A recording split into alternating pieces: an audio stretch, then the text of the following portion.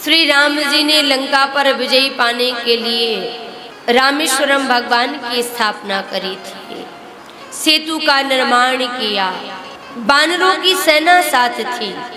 अच्छा कार्य करेंगे तो प्रकृति भी सहयोग करती है। बानर भालुओं ने श्री राम जी की सहायता करी। श्री राम जी ने महादेव का स्तवन किया, उनकी आराधना करी, उनकी कृपा पाने के लिए। श्री हनुमान जी महाराज भी श्री राम जी का विजयी मंत्र जाप करते हैं।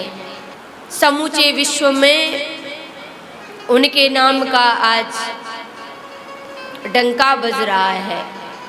वह विजयी मंत्र जो विजय दिलाने वाला है, 24 अक्षरों वाला, श्री राम जय जय राम, श्री राम जय जय राम, ये विजयी मंत्र है। इसको श्री हनुमान जी महाराज भजते हैं। तो श्री राम जी को भी श्री महादेव के पूजन की आवश्यकता पड़ी, अर्चन और स्तवन की आवश्यकता पड़ी। उनकी कृपा के बगैर मैं रावण की लंका पर चढ़ाई नहीं कर सकता, मैं रावण से युद्ध नहीं करूँगा, मैं लंका पर विजय कैसे पाऊँगा। नित्य रुद्राभिषेक करते श्री राम जी। लेकिन राम जी जैसा यजमान हो तो ब्राह्मण कैसा होना चाहिए, पुरोहित कैसा होना चाहिए, बताइए। सुग्रीव जी राजा थे, प्रबंधन किया, बहुत सारे पुरोहितों को बुलाया, लेकिन पूजा समझ में नहीं आई। जामवंत जी महाराज सेना में बड़े थे। जामवंत जी ने कहा, राम जी आपको कैसा पुरोहित चाहिए।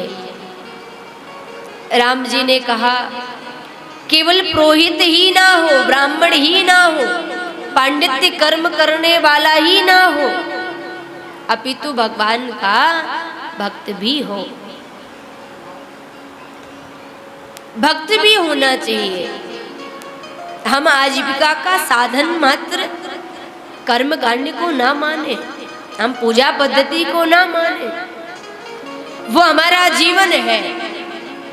उसके प्रति समर्पण होवे, आस्था होवे, दृढ़ता होवे, निष्ठा होवे, ऐसा कोई ब्राह्मण खोज करके लाइए।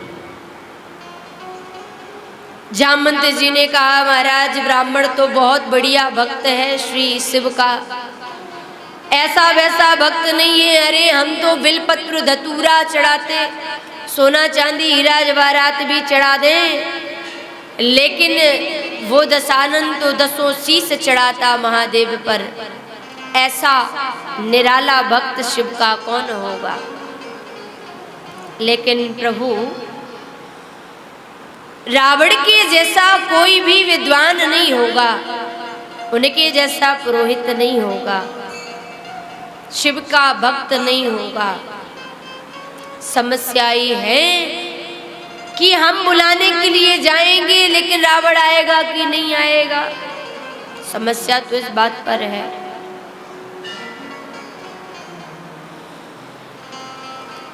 शिव का यदि भक्त है तो वो राम में आस्था रखता ही है, वह ब्राह्मण में आस्था रखता ही है।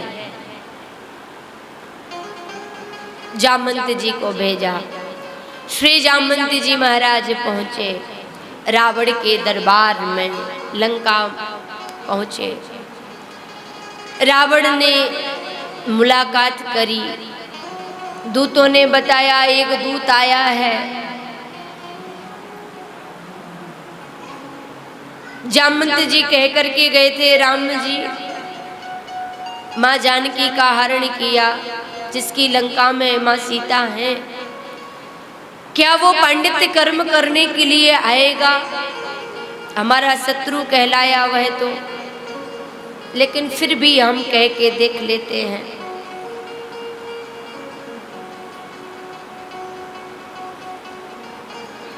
जामवंत जी रावण से मुलाकात करते, मिलते।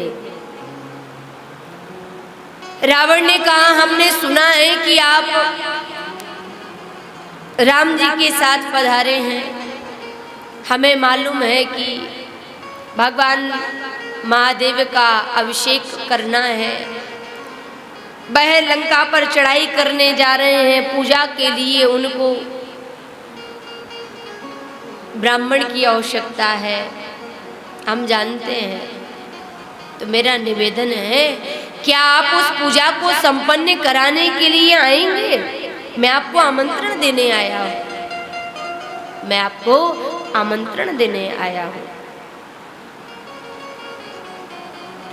रावण ने पत्र लिखा, पत्र में जवाब दिया, ये अपने स्वामी को दिखा देना। आप जाइए, तैयारियां करिए और उनको कहिएगा कि मैं जरूर आऊंगा। जामवंत जी जाने लगे। जाते जाते रावण ने रोक लगा दी, जरा रुकना, ठहरना। जामवंत जी ने सोचा अब तो ये रावण मना कर देगा। रावण ने कहा जामवंत जी से, जामवंत जी अब तुम्हारे स्वामी वनवासी हैं, उनकी भार्या भी उनके साथ नहीं है, और पूजा पद्धति में पत्नी का होना अनिवार्य है। पत्नी कहाँ से लाएंगे? उनको कहना कि सीता माँ को मैं साथ लेकर आऊंगा, वो तैयारियां करें।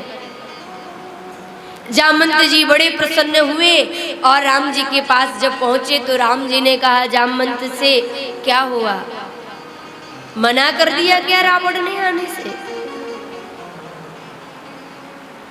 कहा नहीं नहीं महाराज, रावण ने मना नहीं किया, वो तो दशानन आएगा। कहा है कि मैं अकेले नहीं आऊंगा, मैं माता जानकी को भी लाऊंगा। और देखिए, रथ पर रथारूढ़ होने के लिए माँ से प्रार्थना करता है रावण। माता जानकी के पास जाकर के रावण ने कहा, मैया आपके पति वनवासी स्वरूप में महादेव का अर्चन करने जा रहे हैं, अभिषेक में आपकी आवश्यकता है, आप हमारे साथ में रथ पर रथारूढ़ होकर के चलिए, पति के कार्य को संपन्न करा के फिर हमारे साथ वापस लंका आ जाना। बताइए कितनी सुंदर रावण की नीति दिखाई दे रही है। और किसी भी प्रकार से पूजा में कोई कमी ना रह जाए। अब वनवासी स्वरूप में वनवास के समय राम जी कहाँ से लाएंगे पूजा सामग्री? इसलिए कोई भी सामग्री छूट ना जाए, रावण ने व्यवस्थाएं करी। ब्राह्मण का दायित्व बनता है कि जिस समय वह अपने अनुष्ठान को कराए, यजमान भूल जाए, कोई सामग्री की कमी रह जाए तो पूरी व्यवस्था कराना ब्राह्मण का दायित्व बनता है। किसी भी कारण से फलश्रुति नहीं रुकना चाहिए।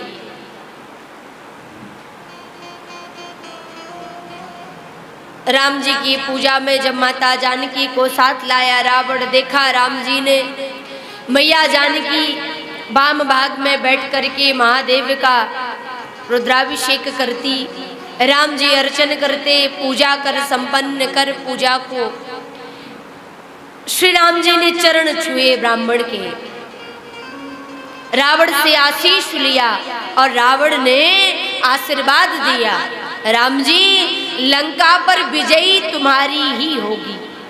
ए रावण ने आशीर्वाद दिया। अब ब्राह्मण को दक्षिणा दी जाती है। तो रावण ने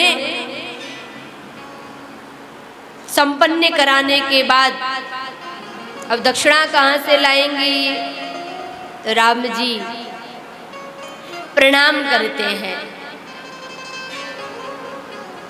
रथारूढ़ हुई माता जानकी को लेकर के लंका पर लेकर आए। महादेव के स्वरूप को रज से, बालू से बनाया। भगवान शिव को पार्थिव पूजा बड़ी प्रिय है और भगवान का बहुत सुंदर स्तवन, बहुत सुंदर पूजन रावण के द्वारा किया गया। राम जी को आशीष भी दिया। लिंगे थापी विधिवत करे पूजा, लिंगे थापी विधिवत करे पूजा, लिंगे थापी विधिवत करे पूजा, लिंगे थाप विधिवत करे पूजा, लिंगे थापी विधिवत करे पूजा, लिंगे थाप विधिवत करे पूजा। शिव समान प्रिय मोहे न दूजा, शिव समान प्रिय मोहे न दूजा, शिव समान प्रिय मोहे न दूजा, शिव समान प्रिय मोहे न दूजा। लिंग थाप कर विधिवत पूजा। रामेश्वरम की स्थापना करी भगवान महादेव। रामेश्वरम जल लेकर के जाते हैं लोग और सायुज्य मुक्ति को प्राप्त होते हैं। शंकर विमुखे भगति चाह मोरी, सोनार की मूड़ मति थोरी, जो रामेश्वर दर्शन करही, ते तनु तजी मम लोकेश धरही। मात्र दर्शन करने से रामेश्वरम के प्राणी मात्र का कल्याण होता है। इतना बड़ा समुद्र, ये संसार तो भव सागर है और सागर को पार नहीं किया जा सकता। कैसे पार करूं? तो भगवान का नाम दृढ़ नौका के समान है।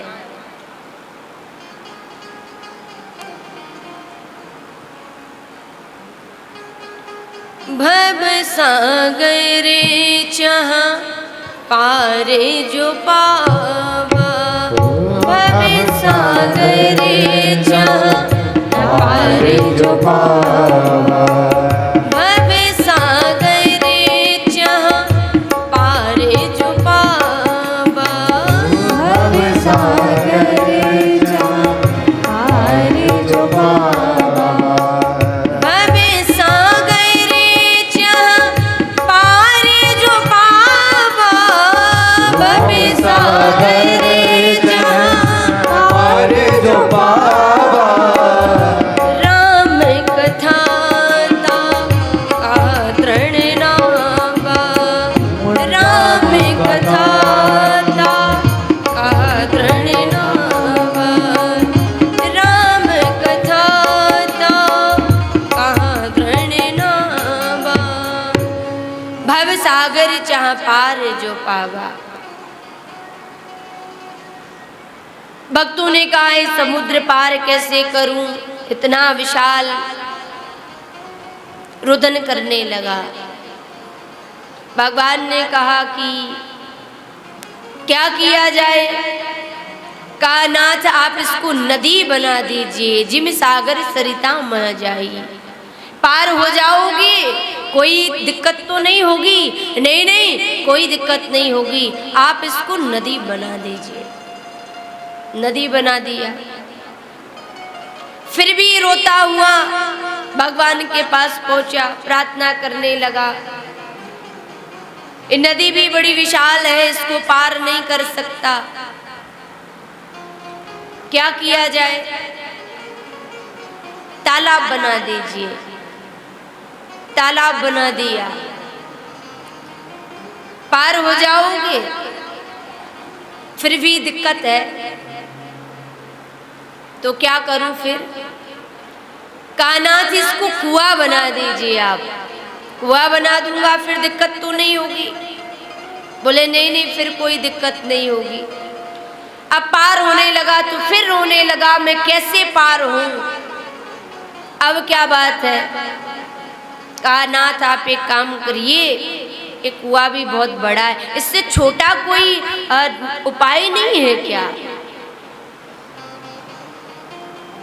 बरसात के समय में गाय जब चलती है ना तो माटी में गाय का पांव बन जाता है, गऊ का, उसको क्या बोलते हैं? खुर। भगवान ने कहा कि गाय का खुर बना दूं? हाँ महाराज चलेगा। गौपद सिंधु अनल सितलाई, फिर भी रो रहा है तो कहा अब एक साधन है, एक उपाय है, और वो क्या है? पार होने के लिए भवसागर से केवल नाम। और कलयुग में तो नाम का बड़ा महत्व है। नाम संकीर्तनम यस्य सर्व पाप प्रणाशनम, केवल नाम जप करे, नाम जप करे। यहाँ ज्यादा मेहनत करने की आवश्यकता नहीं पड़ती।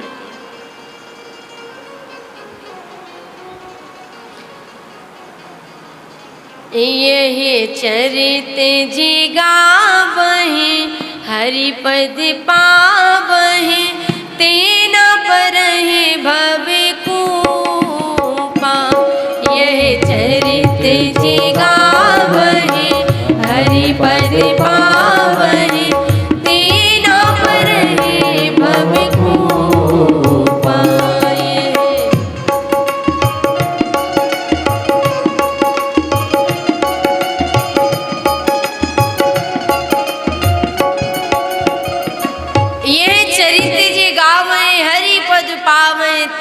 परे भव कूपा। जो इन चरित्रों को श्रवण करता है, इन चरित्रों को गाता है, राम राम बोलता है, शिव शरण में आता है, उसको संसार रूपी भवकूप में फंसना नहीं पड़ता। संसार रूपी जो समुद्र है उससे पार हो जाने के लिए बहुत सुलभ, बहुत सरल साधन है नाम। श्री हनुमान जी महाराज से राम जी ने कहा था, देखिए श्री राम जी ने सबको कुछ ना कुछ दिया। विभीषण को राजा बना दिया, लंका का राजपाट दे दिया, सुग्रीव जी महाराज को राजा बना दिया। श्री हनुमान जी की ओर नजर गई, श्री हनुमान जी से कहा आप भी मुझसे कुछ मांग लीजिए, मैं आपको भी कुछ देना चाहता हूँ। क्या देना चाहते हो? अरे मेरे से कोई पद मांग लीजिए, मैं आपको कोई पद दे दूं। श्री हनुमान जी महाराज ने कहा प्रभु आप मुझे कोई पद देंगे तो पद की तो बड़ी महिमा है, बड़े बड़े पद पाने के बाद में बोराए घूमते हैं, कागज के कड़कड़े नोट पड़े हों जेब में तो चाल बदल जाती है, एड़ी के बल पर चलता है व्यक्ति, कहाँ फिर वो किसी को सेटता है। तो पद आने के बाद तो बड़ा अभिमान आ जाता है। और एक बात कहूँ राम जी, संसार के पद पाने के बाद तो भूत बनना पड़ता है। भूतपूर्व प्रधानमंत्री, भूतपूर्व राष्ट्रपति, भूतपूर्व वगैरह वगैरह। इसलिए संसार के पद नहीं चाहिए। यदि आप देना चाहते हो ना, चरण पकड़ लिए, अपने दोनों चरण कमल रूपी पद दे दीजिए, और मुझे कोई चाह नहीं है। तो भगवान शिव के भक्तों ने कुछ मांग नहीं करी, उन्होंने सायुज्य मुक्ति को पाया। रामेश्वरम का दर्शन कर सहज में मोक्ष की प्राप्ति हो जाती, सायुज्य मुक्ति। भगवान के भक्तों को ना तो वैकुंठ चाहिए, ना ही कोई पद प्रतिष्ठा चाहिए, ऐश्वर्य संपदा की मांग है। वह तो भगवान के कृपा के पात्र बनना चाहते हैं। सूफी ने कहा इसके की तरफा में मगरूर हो जाऊंगा मैं, राम तुम होंगे समा काफूर हो जाऊंगा मैं अगर चाहूँ तो चाहूँ तुम ना चाहे ना मुझे, तूने अगर चाहा मुझे तो मगरूर हो जाऊंगा मैं अगर देखूँ तो देखूँ तुम ना देखना मुझे, तूने अगर देखा मुझे तो मशहूर हो जाऊंगा मैं अगर मांगूं कभी कुछ नाथ तो तुम ना देना कुछ मुझे, नहीं तो फिर प्रेमी नहीं मजदूर हो जाऊंगा मैं कोई चाह नहीं करता, उनको कुछ चाहिए नहीं है, वो तो केवल शिव से शिव चाहते हैं, राम से राम के रामत्व को चाहा, दुर्गा से दुर्गत्व को चाहा, उन्होंने कुछ चाह नहीं करी, कोई मांग नहीं करी।